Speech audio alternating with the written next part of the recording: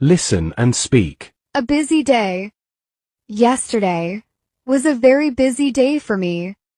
I woke up early because I had a lot of things to do. First, I made breakfast and drank a cup of coffee. Then I went to work. The traffic was bad, so I arrived a little late.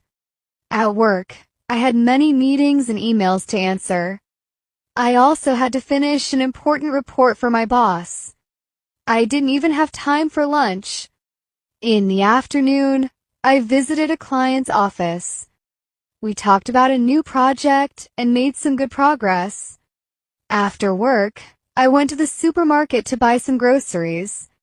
I bought vegetables, fruit, milk, and some bread.